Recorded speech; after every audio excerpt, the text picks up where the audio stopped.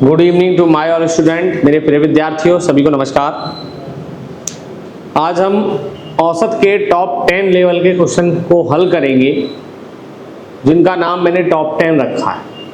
तो आप टॉप 10 वाली पीडीएफ को अच्छे से कंप्लीटेड करेंगे और देखेंगे उन क्वेश्चनों को कैसे हल करना। क्वेश्चन नंबर पहला, एक विशेष सप्ताह में ताजमहल देखने वालों की औसत संख्या 250 है। यदि हम उस दिन को छोड़ दें जिस दिन अधिकतम 538 लोगों ने स्मारक का दौरा किया था तो औसत 48 घट जाता है। इसके अलावा अगर हम छुट्टियों को छोड़ दें तो औसत 303 हो जाता है। सप्ताह में छुट्टियों की संख्या ज्ञात कीजिए। तो पहले बताइए, सप्ताह में ताजमहल देखने वालों की संख्या कितनी है? 250 है। सप्ताह मतलब कितने दिन का होता है? 7 दिन में। 7 दिन में कितने लोग देख रहे हैं ताजमहल को? 250 लोग देख रहे हैं। औसत दिया।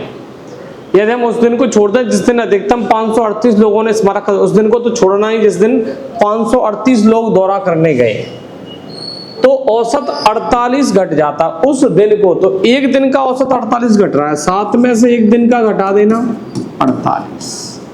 ध्यान रखना ए भी औसत है और ए भी औसत है, तो ध्यान रखना औसत में से औसत घटना चाहिए। ऐसा नहीं करना कि यहाँ पे औसत संख्या 250 लिखी है बेटा, आप 538 घटा दो, 538 में से 250 घटा दो, क्योंकि इसके आगे कोई औसत सब नंबर लिखा है क्या? औसत संख्या नहीं लिखी हुई है। तो औसत संख्या में से औसत संख्या ही माइनस होगी। तो 7 में से 1 जाएगा, कितना बचेगा? 6 दिन। 6 दिन का औसत कितना निकल के आएगा? 10 में से 8 गया 2, 4 में से 4 गया 0, 202 आएगा। 6 दिन का औसत 202 आएगा। तो 6 का गुणा 202 में करेंगे, 6 गुणा 202, तो योग बन जाएगा। फिर वो कह रहे हैं इसके अलावा अगर हम छुट्टियों को छोड़ दें तो औसत 303 हो जाता है। तो सप्ताह में छुट्टियों की संख्या कितनी होगी? तो छुट्टियों की संख्या मुझे मालूम नहीं है, तो हम क्या मानेंगे? x मानेंगे छुट्टियों की संख्या। और औसत कितना हो जाता है? छुट्टियों को छोड़ दें तो औसत 303 हो जाता है। तो औसत संख्या 303, ये भी औसत है, ये भी औसत है। छुट्टियों की संख्या मालूम नहीं तो x गुणा 303 करेंगे। इसको काटेंगे 101 से, 101 दूनी 202। ध्यान रखना किससे काटा? 101 से काटा। ये भी किससे कटेगा? 101 से ही कटेगा। कितने बार कटेगा? 3 बार। 3 दूनी 6, छुट्टियों की संख्या नहीं, टोटल दिन x मान लिए। 2 दूनी कितना हो गया? 4। तो x बराबर 4। x किसका मान है? x मान है कुल सप्ताह का, मतलब सप्ताह में कितने दिन कार्य हुआ या कितने दिन लोग देखने गए, तो x बराबर 4। अब छुट्टियों के दिन निकालना है तो 6 में से बेटा 4 माइनस कर देंगे। कितना बचेगा आंसर? छुट्टियों की संख्या आएगी आपकी 2 दिन। इसका फाइनल आंसर क्या होगा? 2 दिन। एक बार फिर समझते हैं, थोड़ा टॉप 10 वाले क्वेश्चन है। एक विशेष सप्ताह में ताजमहल देखने वालों की औसत संख्या 250 है। विशेष सप्ताह होता है 7 दिन में 250 लोग देख रहे हैं। यदि हम उस दिन को छोड़ते हैं जिस दिन अधिकतम 538 लोगों ने स्मारक का दौरा किया, तो इसको इसके साथ कनेक्ट नहीं कर सकते हैं, क्योंकि यहाँ पे औसत लिखा है, यहाँ पे संख्या लिखी है। दौरा किया तो औसत 48 घट जाता है, तो एक दिन का 48 औसत हो गया। 7 में से 1 माइनस गया, 6 दिन का औसत 202 हो गया। तो 6 दिन का 202 हो गया। अगर हम छुट्टियों को छोड़ दें तो औसत 303 हो जाता है। छुट्टी को छोड़ दें तो बिना छुट्टी वाले दिन कितने हैं? x मान लेंगे। जो x माने हैं वो बिना छुट्टी वाले दिन माने हैं। बिना छुट्टी वाले दिन क्या माने बेटा अपन ने? x। तो ये बिना छुट्टी वाले x है। अगर छुट्टियों को छोड़ दें तो बिना छुट्टी वाले दिन x है, उसका औसत कितना है? 303। तो x गुणा 303। जब मैंने काटा 101 से 1 काटा, 101 से 1 काटा, 2 बार कटा, ये 3 बार कटा, 3 दूनी 6, 2 दूनी 4। तो x बराबर कितना आ गया? 4। बिना छुट्टी वाले दिन मतलब कार्य करने वाले दिन कितने हुए? 4। तो छुट्टी वाले दिन कितने हुए? तो 6 दिन का औसत था, तो 6 में से 4 घटा देंगे, कितना बचेगा? 2। तो आंसर क्या आएगा कि छुट्टियों की सप्ताह में छुट्टियों वाले दिन कितने थे? तो 2 आंसर आएगा इसका फाइनल। नेक्स्ट क्वेश्चन की तरफ चलते हैं। 8 क्रमागत संख्याएं दी गई हैं। यदि बीच में उपस्थित दोनों संख्याओं का औसत 8 है तो 8 संख्याओं का जोड़ ज्ञात करो। बीच में उपस्थित दोनों संख्याओं का 8। पहले आप करेंगे लॉन्ग मेथड से, फिर आपको साइड में बताऊंगा शॉर्ट मेथड, ओनली 1 लाइन। क्योंकि मेरा एक सोच है कि आप दोनों से बता दें उसको, जौन सा उसको बेस्ट लगे वो चुन लेगा। शॉर्ट जितना फास्ट आता है उतना फास्ट जाने की संभावना होती है, और लॉन्ग लंबे समय तक टिकता है। तो आप बस समय को अकॉर्डिंग देखना तो शॉर्ट से कर लेना, और आपको लॉन्ग टाइम तक थोड़ा याद रखना होगा तो आप लॉन्ग से कर, जैसा आपको उचित लगे। 8 क्रमागत संख्या दी है, बीच में उपस्थित संख्याओं का औसत कितना है? 8। 8 क्रमागत कहेंगे तो x + 1 plus x + 2 plus x + 3 plus मत लगाओ, इसको कॉमन बना के ही लिख रहे हो, तो बीच का औसत दिया।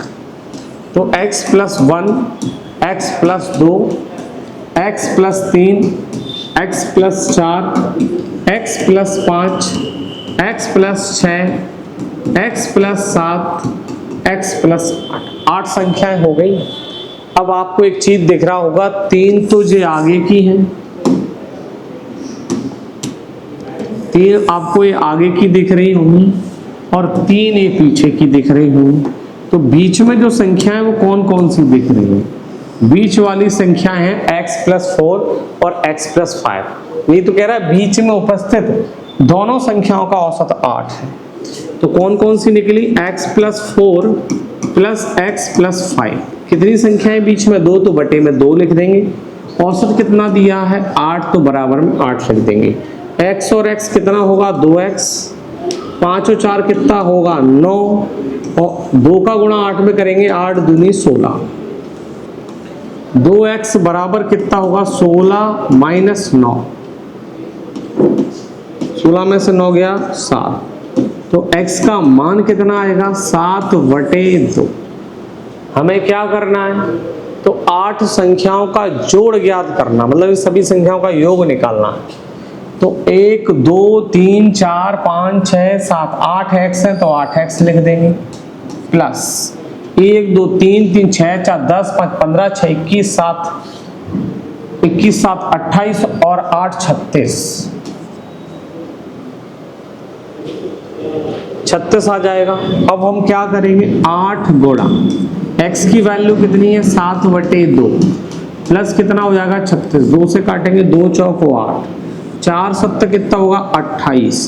28 प्लस 36, 8 और 6 14, 3 2 5 और 1 6, तो इसका योग कितना आएगा? 64।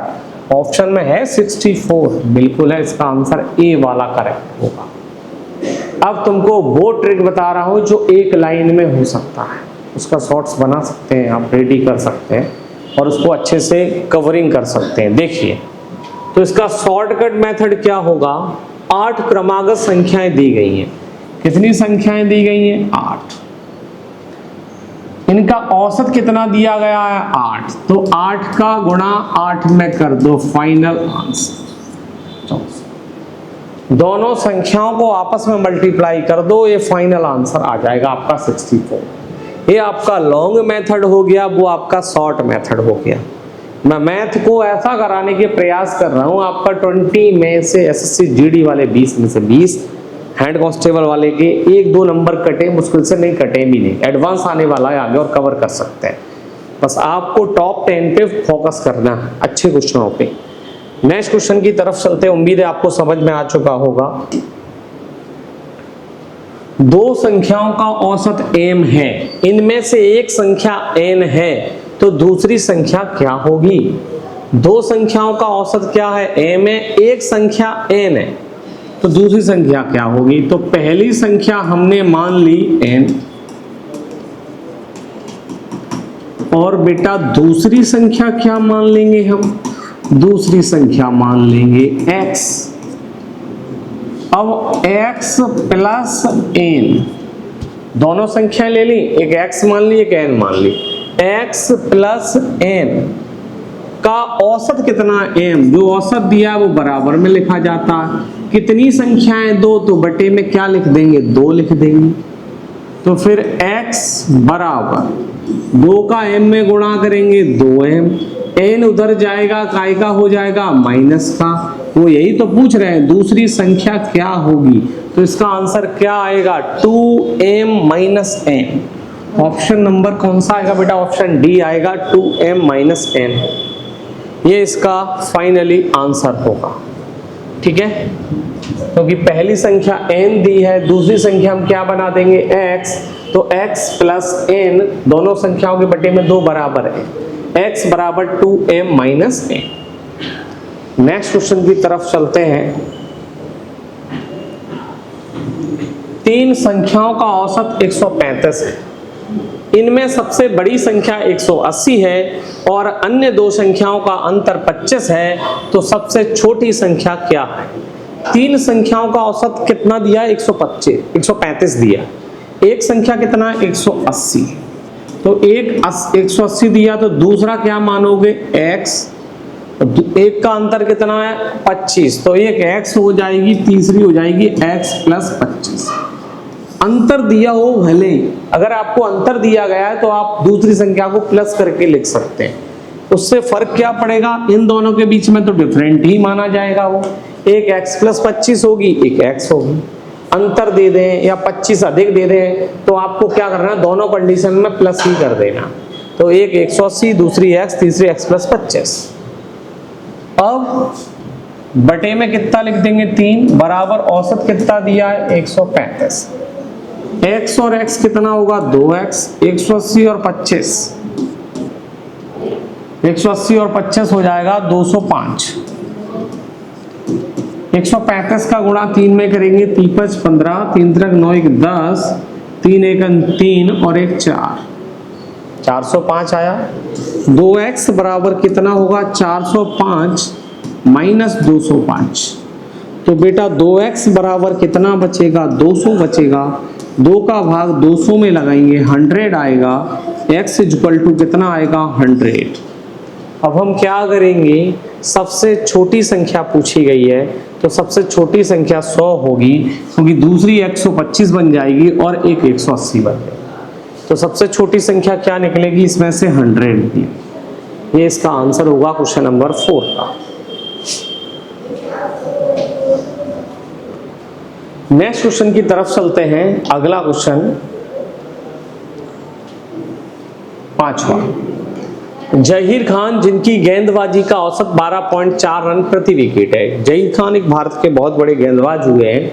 वो जब गेंदबाजी करते थे तो अलग ही मजा आता था, मतलब बहुत जबरदस्त। 2011 का वर्ल्ड कप जिताने में जहीर खान का मुख्य योगदान।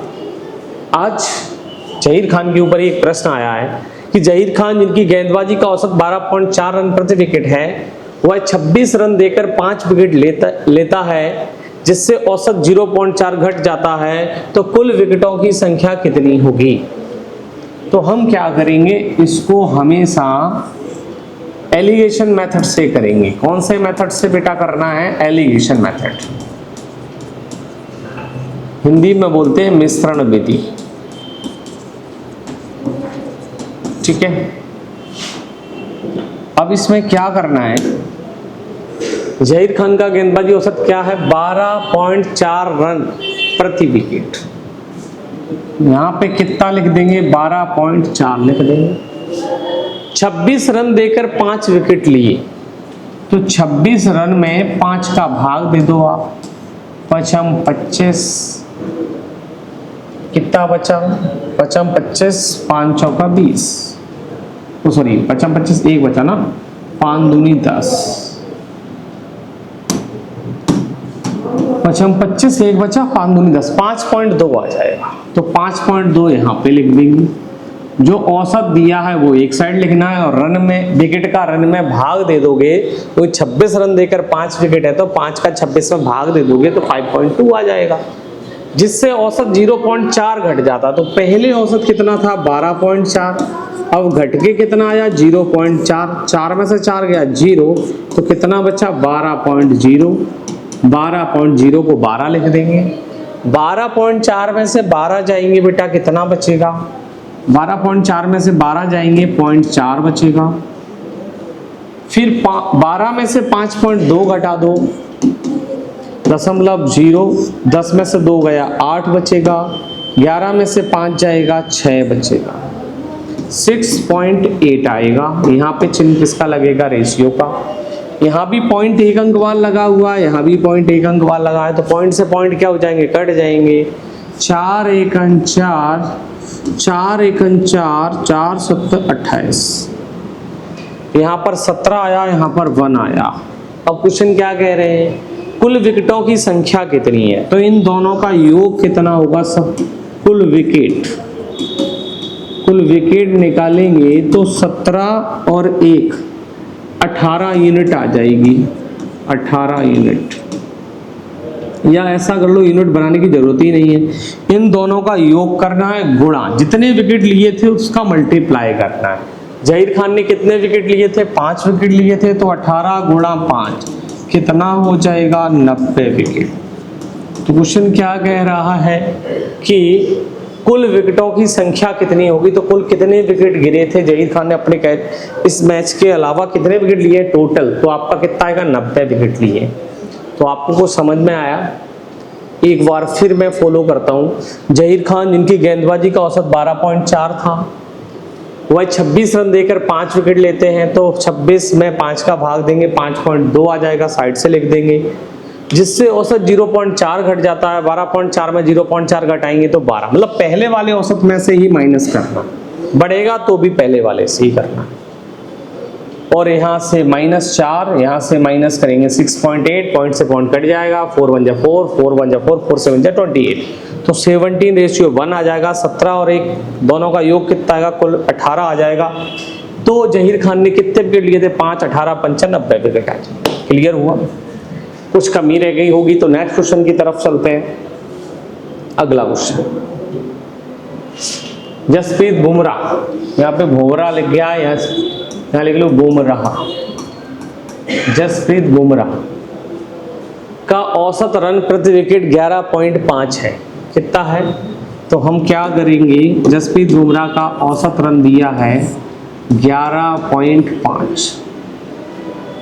अब वह 40 रन देकर 5 विकेट देता है की जगह लेता है, 40 रन देकर 5 विकेट लेता है, तो 40 में कितने का भाग देंगे, 5, 5 8 40, तो कितना आएगा आपका 8, जिससे औसत 0.5 कम हो जाता है। तो 11.5 में से बेटा हम क्या घटा देंगे, 0.5, तो कितना बचेगा 11.0, मतलब 11.0 को 11 लिखेंगे, 11.5 में से 11 जाएगा, कितना बचेगा 0.5, 11 में से 8 जाएगा, कितना बचेगा 3। तो आपने एक चीज देखा हो, यहाँ पर पॉइंट लगा है, इस पर पॉइंट नहीं है, तो हम क्या करेंगे, इनको भी पॉइंट दे देंगे और एक 0 लगा देंगे। जिस संख्या के पास पॉइंट नहीं होता उनको पॉइंट भी दे देते हैं और 0 लगा देते हैं। इससे फायदा क्या होगा, पॉइंट से पॉइंट कट जाएगा, 5 एकन 5, 5 छक्का 30, रेशियो कितना बनेगा, 6:1। हमें क्या निकालना है, कुल विकेट निकालना है, और कुल विकेट निकालने के 6 और 1 का योग कितना होगा, 7। अब 7 में मल्टीप्लाई करना है, कितने विकेट लिए थे जसप्रीत बुमराह ने, 40 रन देकर 5 विकेट लिए थे, तो 7 में गुणा 5 का कर देंगे, तो आंसर बेटा कितना आएगा, 35 विकेट, 35 विकेट आ जाए। ये आपका क्वेश्चन नंबर 6 का आंसर है। आपको ये गेंदबाज वाले औसत के सवाल आ चुके होंगे, क्योंकि बल्लेबाज वाले औसत के सवाल मैं पहले करा चुका हूं, और एक गेंदबाज वाले औसत के सवाल, क्योंकि दोनों प्रकार के आते हैं, गेंदबाजी में भी एवरेज आता है और बैटिंग का भी एवरेज, दोनों काउंटिंग होते हैं। नेक्स्ट क्वेश्चन की तरफ चलते हैं। किसी वर्ग के एक छात्र को 67 अंक तथा दूसरे छात्र को 32 अंक प्राप्त होते हैं। गलती है कि 67 के बदले 76 और 32 के बदले 23 लिख दिया जाता है, तो पूरे वर्ग के औसत में क्या परिवर्तन होता है, 67 अंक और दूसरे छात्र को 32, मतलब पहला जो स्टूडेंट है वो 67 प्राप्त करता है फर्स्ट वाला, तो सेकंड वाला कितना प्राप्त करता है, वो 32 प्राप्त करता है, तथा दूसरे छात्र को 32 अंक प्राप्त होते हैं। ठीक है, 32 हो गए। गलती है कि 67 के बदले 76 और 32 के बदले 23 लिख दिया जाता है। 67 के बदले क्या लिख दिया जाता है, 76। तो जब 67 और 32 जोड़ेंगे, 67 और 32 जोड़ेंगे, 7 2 9 6 3 9 99 होगा इसका योग। फिर अगली बार 76 लिखा और उसने कितना लिखा 23। तो आपको बेटा एक चीज दिख रही होगी, नंबर ही पलट दिए गए हैं। 67 को 76 लिख दिया है और 32 को 23 लिख दिया है। तो इसको लिखेंगे तो क्या डिफरेंट आएगा, तो उसका योग भी 99 ही आएगा। दोनों से योग सेम ही निकल रहा है, परिवर्तन करने के बाद भी योग क्या निकल रहा है, सेम।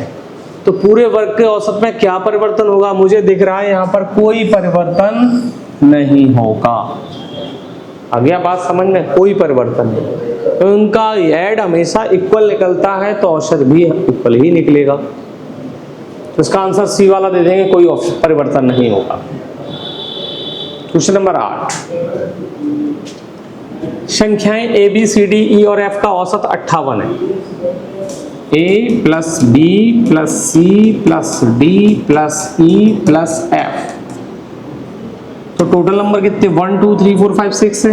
तो औसत कितना दिया 58 इक्वल टू 58 लिखते हैं। अब वो कह रहा है ए संख्याएं बी और सी के योग की 2/5। जो ए संख्या है वो बी प्लस सी का योग की गुणा 2/5 और साथ ही संख्या डी और एफ के योग की 2/6। तो ए ही होगी, तो ए भी होगी D plus E plus F, तीनों की योग की डी एफ के योग के 3/4, तो गुणा 3/4। ये बात ध्यान देना, ये संख्याएं ये संख्या लिख दो, संख्या की जगह संख्या कर लो। ये संख्या बी और सी के योग की 2/5 है और साथ ही संख्या डी और एफ के योग की 3/4 है। तो ये इसके भी बराबर होगा, ये डी ई और एफ के भी बराबर होगा। तो ये दोनों के लिए लागू हो रहा है, बी और सी के लिए भी लागू हो रहा है और डी ई और एफ के लिए भी लागू हो रहा है। तो हम क्या करेंगे, एक ही जगह हम बेटा एक्स पुट करेंगे। तो बी प्लस सी गुणा 2/5, तो 5 का गुणा हो जाएगा 5x वटे में क्या आएगा 2 बराबर क्या होगा b प्लस सी। इधर भी a का मान जब मैंने x माना है तो x ही रखेंगे। x बराबर b plus E plus F into 3/4, 4 का इसमें मल्टीप्लाई होगा तो 4x/3 इक्वल टू क्या बनेगा d plus E plus F. तो आपको पता चला b प्लस सी का भी मान आपके पास आ गया, d e और f का भी मान आ गया और a का आपके पास है ही। तो 3 लोग वो हो गए, 2 लोग जे हो गए 5 और a है ही 6। टोटल मेरे पास कितने लोगों का औसत दिया था 6 लोगों का। तो हम यहाँ पर वैल्यू रख देंगे, a की जगह कितना रखेंगे x, a की जगह कितना रखेंगे हम x। अब b प्लस सी की जगह कितना लिखेंगे 5x/2, 5x/2 ऐसे लिख दो। देखिए x plus 5x/2 D E F तीनों की जगह कितनी वैल्यू, डी एफ की वैल्यू कितनी है 4x/3 इक्वल टू बराबर में 58 लिखेंगे और 6 को मल्टीप्लाई में लिख देंगे। 58 इंटू 6 58 गुणा 6 आ जाए। अब बेटा देखिए यहाँ पर एलसीएम लेंगे, 1 2 3 का एलसीएम कितना आएगा 6। 1 का भाग 6 में देंगे 6 बार जाएगा, 2 का भाग 6 में देंगे 2 3 6 3 3 5 15 हो जाएगा, 3 दूनी 6 2 चौक 8x हो जाएगा, 6 8 48 6 5 30 और 4 34 348 हो जाएगा। 15 और 6 21 और 8 29x हो जाएगा बराबर 348 गुणा फिर 6 आ जाएगा। तो 29 एकन 29 होगा और 29 34 में से 29 घटाएंगे तो 5 बचेगा तो 58 हो जाएगा। 29 दूनी 58, 12 गुणा 6 कितना निकलेगा 72। x बराबर कितना आएगा 72। हमें क्या करना है b और c के योग का मान ज्ञात करना, b और c के।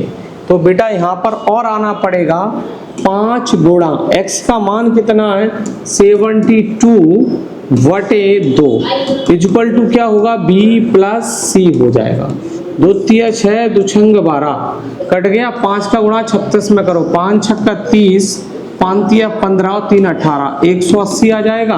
तो B प्लस C का योग कितना आएगा? 180 आएगा। ऑप्शन में है? बिल्कुल नहीं है। इसका आंसर क्या जाएगा? डी, नन जाएगा। 180 योग आएगा। ये वाला क्वेश्चन पेपर में लॉजिक आदमी कहता है ट्रिक ट्रिक ट्रिक, ये वाले जो ट्रिक पे वाले टीचर छोड़ ही देते हैं वाले क्वेश्चनों को, कराते भी नहीं है। क्यों नहीं कराते? इसमें पूरा बेसिक फोकस लग जाता है, और जिसको बेसिक आता है वो ट्रिक खुद बना लेगा, उसी में ट्रिक बन जाती है, फास्ट आने की। मैंने तो आपको सिखाया है। अगर मैं इसी चीज को करता ना तो 5/2 करता और इसका 4/3 करके शॉर्ट में निकालता, लेकिन वो आपको समझ में नहीं आता, क्योंकि जब तक कॉन्सेप्ट अच्छा नहीं होगा तब तक वो शॉर्टकट नहीं बन सकता। तो डिपेंड करता है, आप उसको बहुत अच्छे से लर्निंग करें और उसको सीखें। अब चलते हैं बेटा क्वेश्चन नंबर 9 की तरफ। 5 निरीक्षणों A1, A2, A3, A4, A5 इनका औसत n है। 5 नए निरीक्षण A1 -100, A2 -100, A3 -100, A4 -160 लिखा है, इसको 100 लिखना। A4 -100, A5 -100, सारे 100 ही 100 रहेंगे। A1, A2, A3, A4, A5 लिखा है, तो यहाँ भी A1 -100, A2 -100, A3 -100, A4 -100, A5 -100। ठीक है, तो इसका आंसर क्या आएगा? तो ऐसे सवालों को देख के डरा नहीं जाता है, केवल किया जाता है। और इसका आंसर क्या आएगा पता है? n-100। इसका आंसर फाइनली क्या आएगा? n-100।